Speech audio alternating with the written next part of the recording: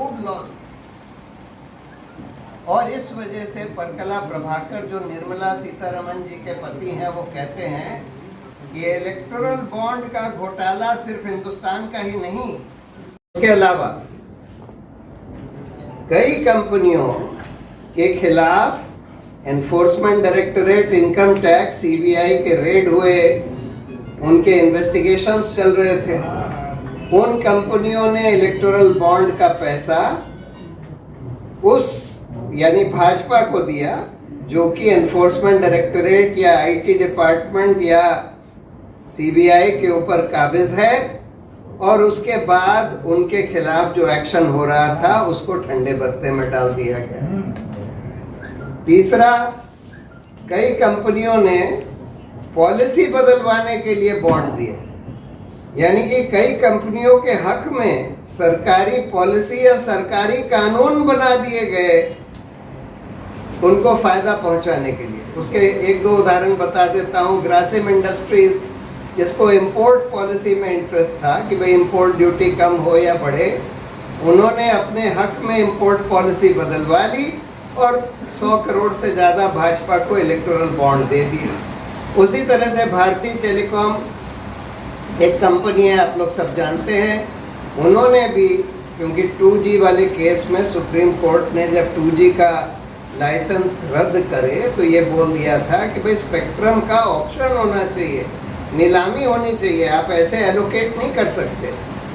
उसके बाद इन्होंने भारतीय टेलीकॉम की कोई फॉरेन कंपनी है, उसको सैटेलाइट का स्पेक्ट्रम एलोकेट कर दिया बगैर नीलामी के, और फिर सुप्रीम कोर्ट में दरखास्त डाली कि भाई हमको ये करने दिया जाए, क्योंकि सुप्रीम कोर्ट का फैसला हो चुका है कि स्पेक्ट्रम की नीलामी होगी।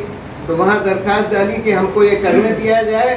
फॉर्चुनेटली सुप्रीम कोर्ट ने उसको समरली रिजेक्ट कर दिया, ये कह के कि भाई ये तो फैसला हो चुका है, आप ऐसे एप्लीकेशन डालकर इसको नहीं बदलवा सकते। तो उसको रिजेक्ट कर दिया सुप्रीम कोर्ट ने, ये जो सरकार ने जो एप्लीकेशन डाली। चौथा तरीका तो बहुत ही खतरनाक था कि बहुत सारी ऐसी दवाई बनाने वाली कंपनियां थी जिनके खिलाफ ये पाया गया कि इनकी दवाइयां जो हैं या तो जानलेवा हैं या सब स्टैंडर्ड हैं, इससे तरह तरह के नुकसान हो सकते हैं सेहत पर। और इन कंपनियों ने फिर भाजपा को या उन सरकारों को इलेक्टोरल बॉन्ड दिए जो उनके खिलाफ कुछ एक्शन ले रही थी, और उस इलेक्टोरल बॉन्ड का पैसा लेने के बाद इन सारे इन्वेस्टिगेशंस को ठंडे बस्ते में डाल दिया गया। एक उदाहरण उसका मैं देता हूँ। एक दवाई आप लोगों को पता होगी, कोविड के ज़माने में खूब दी गई, बहुत ही महंगी दवाई थी, रेमडेसिविर। आसानी से मिल भी नहीं रही थी, उसको गुजरात की एक कंपनी है जाइडस कैडिला, वो मैन्युफैक्चर करती है। अब रेमडेसिविर के बारे में ये पता था कि ये बहुत ही खतरनाक जानलेवा दवाई है। एक्चुअली कोविड के पहले ये लाई गई थी दवाई, इसके ट्रायल्स में ही पता लग गया था कि बहुत ही खतरनाक जानलेवा दवाई है। फिर भी इसको कोविड के दौरान चलाया गया, और जब चलाया गया तो बिहार के ही जो हेल्थ रेगुलेटर है उन्होंने ये पाया कि इसके एक बैच में तो बड़ा ज़बरदस्त बैक्टीरियल कंटेमिनेशन है, और उन्होंने गुजरात के रेगुलेटर को लिखा कि भाई इसको बंद करिए, इसके पकड़िए सारे। लेकिन गुजरात के रेगुलेटर ने कुछ नहीं किया, क्योंकि भाजपा को इन लोगों ने खूब सारा पैसा इलेक्टोरल बॉन्ड के जरिए दे दिया। तो यानी कि इस इलेक्टोरल बॉन्ड की वजह से लाखों करोड़, देखिए इलेक्टोरल बॉन्ड तो 16,500 करोड़ के दिए गए, लेकिन इसके एवज में, और अज्यूम कर लीजिए कि उसमें से 10,000 करोड़ के इलेक्टोरल बॉन्ड घूस के तौर पर दिए गए, लेकिन उस 10,000 करोड़ की घूस के वजह से लाखों करोड़ के कॉन्ट्रैक्ट दिए गए ऐसी ऐसी कंपनियों को, जैसे वो सिलकियारा टनल जो बना रही थी, नवयुग कंस्ट्रक्शन करके एक कंपनी, जिसमें खूब सारे लोग फंस गए थे, आपको याद है उस टनल में। उस कंपनी से इलेक्टोरल बॉन्ड लेकर उनको वो कॉन्ट्रैक्ट दे दिया गया टनल बनाने का। इस तरह से लाखों करोड़ के कॉन्ट्रैक्ट ऐसी ऐसी कंपनियों को दे दिए गए जो कंपनियां बिल्कुल बेईमान थीं, अब जैसे मेगा इंजीनियरिंग के खिलाफ तो अभी सीबीआई ने केस रजिस्टर किया है। एकदम बेईमान कंपनी है, बहुत ही भ्रष्ट कंपनी है, और इन्होंने कई पार्टियों को इलेक्टोरल बॉन्ड दिए, सिर्फ भाजपा को नहीं। भाजपा को दिए कुछ 5-6 हज़ार करोड़ के, लेकिन 500-600 करोड़ के, लेकिन 500-600 करोड़ के बॉन्ड इन्होंने उसको भी दिए। बीआरएस जो तेलंगाना में जो सरकार थी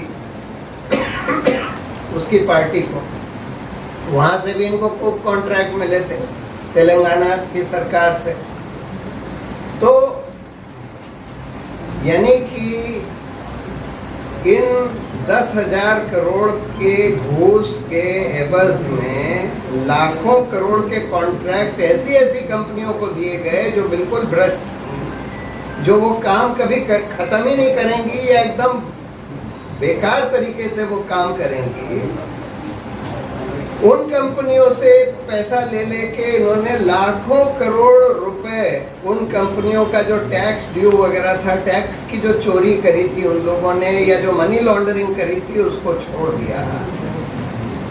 जो फैसला आया है इलेक्टोरल बॉन्ड्स के केस में, वो लोगों के सूचना के अधिकार के लिए बहुत बड़ी जीत है, क्योंकि सुप्रीम कोर्ट ने इलेक्टोरल बॉन्ड्स को जो गैर संवैधानिक घोषित किया है वो इसी बिना पर किया है कि लोगों के और वोटर्स के सूचना के अधिकार को खत्म करता है ये इलेक्टोरल बॉन्ड्स की जो पूरी स्कीम है। अगर हम समझें, अभी चुनाव चल रहे हैं पूरे देश में और हम वोट करने जा रहे हैं। वोट जब हम करते हैं, सामने तमाम पार्टियां होती हैं, और पार्टियां जो हैं, आज पैसे का खेल बन गया है चुनाव। पार्टियां पैसे लेती हैं कंपनियों से, और फिर यही होता है कि लोकतंत्र में जनहित में काम करने की बजाय पार्टियां उनके लिए काम करती हैं, कंपनियों के लिए काम करती हैं जो उन पार्टियों को पैसे देते हैं। तो हमें जानने का हक होना चाहिए कि जो पार्टियां हमारे सामने हैं चुनाव में, उनको किसने पैसे दिए, और हम ये तभी जान पाएंगे कि जब हम अपना वोट कास्ट करेंगे तो वो पार्टी किस कंपनी के लिए काम करेगी। और सुप्रीम कोर्ट ने यही कहा कि अगर इलेक्टोरल बॉन्ड्स जैसी स्कीम है जो कि एक लीगल जामा पहना रही है, कानूनी जामा पहना रही है अनोनिमिटी को, गोपनीयता को पॉलिटिकल पार्टी फंडिंग में, वो हमारे जानने के अधिकार को खत्म करती है। और जो अनुच्छेद 19(1)(a) है हमारे संविधान में, जो कहता है कि हमें बोलने की आजादी है, अभिव्यक्ति की आजादी है, वो तभी हो सकती है जब हमें जानने की आजादी हो और जानने का हक हो। तो कोर्ट ने ये एक बहुत ही अहम फैसला दिया है जो लोकतंत्र में हम सभी लोगों के जानने के अधिकार को सुनिश्चित करता है। अब आश्चर्य की बात यह है कि जजमेंट आ गई। प्रशांत ने आपको बताया कि बहुत ही शानदार जजमेंट है। कोर्ट ने केवल ये नहीं कहा कि इलेक्टोरल बॉन्ड को गैर संवैधानिक है इसलिए बैन कर दिया जाए, कोर्ट ने ये भी कहा कि तमाम सूचना जो है वो बाहर कर दी जाए कि 12 अप्रैल 2019 से लेकर अब तक कितने इलेक्टोरल बॉन्ड खरीदे किसने और किस पार्टी को दिए, ये सारी सूचना सामने दी जाए। आश्चर्य की बात यह है कि इतने क्लियर संविधान पीठ, कॉन्स्टिट्यूशन बेंच के फैसले के बाद भी हमारे प्रधानमंत्री, गृह मंत्री और तमाम मंत्रीगण जो हैं वो आकर आज ये बात बार बार दोहरा रहे हैं कि इलेक्टोरल बॉन्ड की स्कीम तो बहुत अच्छी स्कीम थी। आज भी प्रधानमंत्री कह रहे हैं कि ये स्कीम जो है ये सक्सेस स्टोरी थी, क्योंकि अगर ये स्कीम नहीं होती तो लोग जान नहीं पाते कि किस कंपनी ने किसको पैसा दिया, किस पॉलिटिकल पार्टी को।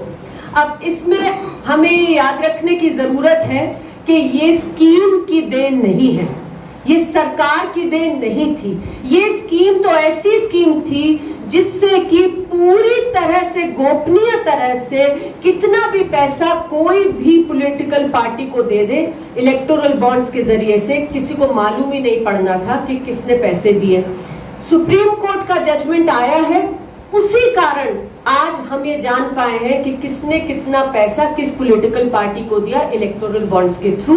और हम सभी ने देखा कि इस जजमेंट के बावजूद कैसे एसबीआई ने कोशिश की कि इलेक्टोरल बॉन्ड्स का डेटा 3 हफ्ते में ना देकर 4 महीने और बाद दिया जाए जब चुनाव खत्म हो जाएंगे।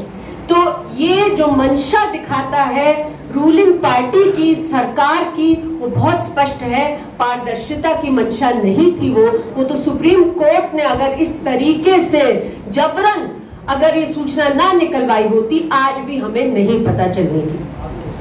प्रशांत ने बताया कि किस तरीके से इलेक्टोरल बॉन्ड्स का जो डेटा निकल के आया है वो ये दिखा रहा है आज कि हमारे देश में होने वाले घोटालों में शायद ये सबसे बड़ा घोटाला है।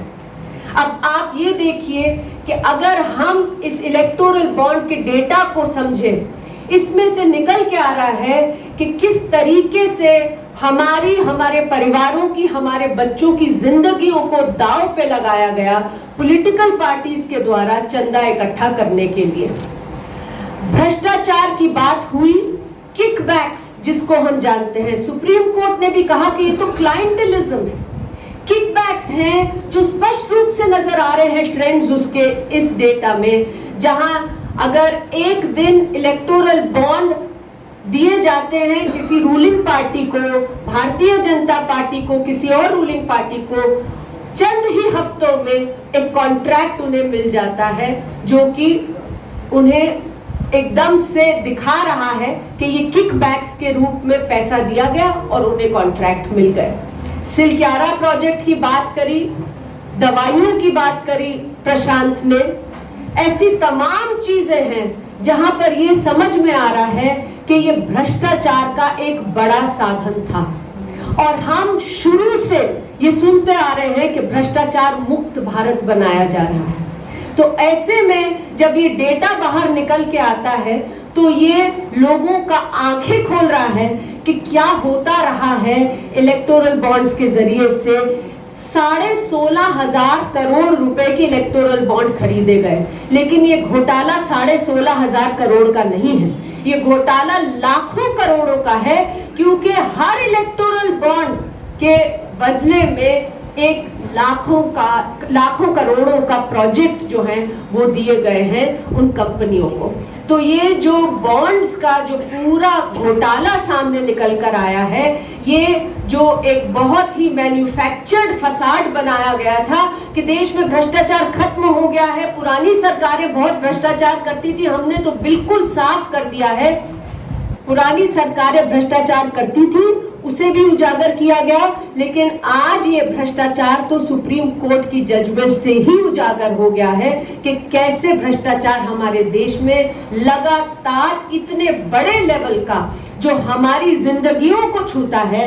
हम जब अपने बच्चों को दवाइयां देते हैं, खुद दवाई खाते हैं, वो भी कैसे सबस्टैंडर्ड दवाइयां अलाउ हो रही हैं रेगुलेटरी इनएक्शन के कारण, जो इसलिए हो रहा है क्योंकि इलेक्टोरल बॉन्ड से पैसे दिए जा रहे हैं रूलिंग पार्टीज को, उन कंपनियों द्वारा जो ऐसी ड्रग्स बना रही हैं।